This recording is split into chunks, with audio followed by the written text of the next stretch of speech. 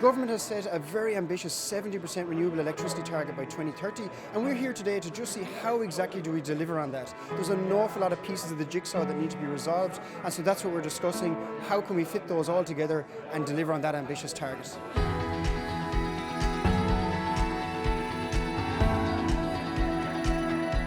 It's very hard to think of just one thing, but if I picked one, would be that the government would explain to the people of Ireland that we're going to move from being a laggard to being a leader globally by having 70% of our electricity come from renewable energy by 2030.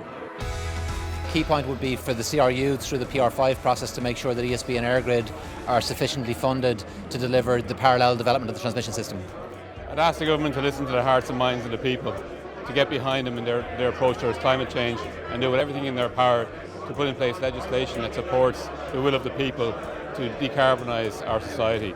We can play a big part in that role, and we're willing to do so and get behind it. It's critical that the government align all the policies. We've planning regulations required, grid delivery policy, and then a route to market. All the different pieces of the puzzle need to be aligned up to achieve the targets for 2030. Put simply, it's the WEGs, the wind energy guidelines. They're going to be released shortly. They've been talked about, documented well over the last couple of months, and we're just hopeful that they're fair and they keep us on the right track for 70 by 30. I think that the government needs to recognise that things have changed. We have to rise to the challenge faster than perhaps that we have been thinking about before. So they need to strengthen government policy. They need to think about how government policy will be implemented by coordinating the different departments, and that would help a lot for the companies on the ground. I think if they really want to make 70 by 30 achievable, it's not to focus on 30 or 70. What they need to do to get there is a series of incremental steps. So it's important to have a 2022 target, 2025 target, to make sure that we're actually on track for 2030.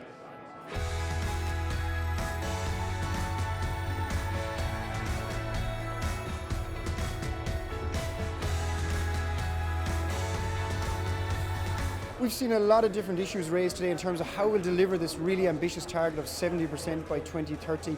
And I think what's key to it all is collaboration. It's clear that across planning, grid and a route to market, there's a lot of things that have to fall into place. So we really need a wide range of stakeholders collaborating to solve each of these together over the next decade.